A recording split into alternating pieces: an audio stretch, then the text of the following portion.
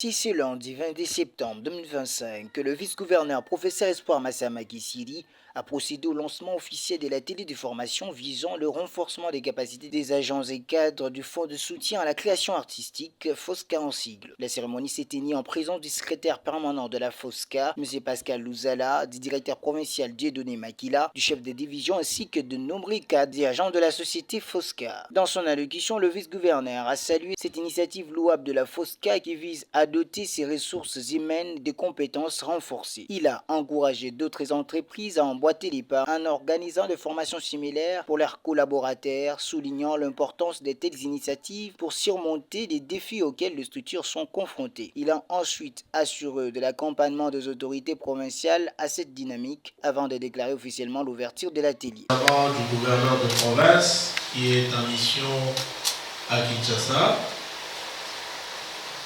pour lancer l'atelier de renforcement des capacités des agents de FOSCA.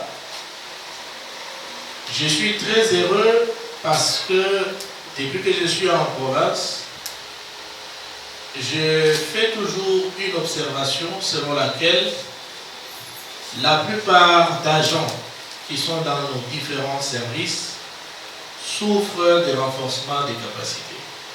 Et c'est très important. Dans tous les domaines, nous avons des agents qui ont beaucoup de difficultés et qui finalement ne produisent pas les résultats qu'on attend d'eux, simplement parce que il n'y a pas trop d'ateliers de renforcement des capacités au niveau des services. Et c'est pour cette raison que lorsque j'ai reçu le secrétaire permanent du FOSCA et qu'il m'a dit qu'il était en séjour chez nous pour un atelier de renforcement des capacités et qu'il a sollicité que je rehausse de ma présence pour venir lancer cet atelier, je n'ai pas hésité un seul instant. Et si je suis venu, c'est justement pour encourager de telles initiatives et souhaiter que ça s'étende dans d'autres services. Parce que les desiderata, il y en a dans tous les autres services. Dans une interview accordée à la presse, le secrétaire permanent de la FOSCA, M. Pascal Louzala, a rappelé que le fonds de soutien à la création artistique a été mis en place dans l'objectif d'accompagner directement les artistes en mettant à leur disposition toutes les ressources nécessaires à leur épanouissement. C'est un concept qui a été lancé dans les années déjà 2010 par l'UNESCO qui se préoccupait des conditions de travail et de vie des artistes et qui a voulu qui a recommandé aux différents États membres de créer dans leur pays un fonds de soutien à la création artistique. Vous savez que la culture, c'est un des secteurs qui est le moins budgétisé. Et il fallait, au niveau des différents services, des différents États, de créer un fonds de soutien à la création artistique, pas forcément pour apporter de l'argent.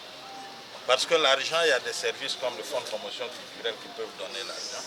Mais pour accompagner les artistes sur le terrain et au quotidien dans l'exercice de la création.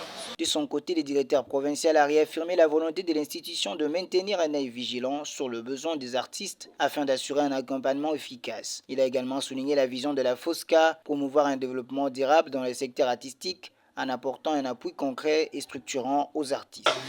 Donc nous avons un œil vigilant par rapport à ce que vous faites. La cérémonie s'est clôturée par une photo de famille, immortalisant ce moment fort de lancement de l'atelier de renforcement des capacités.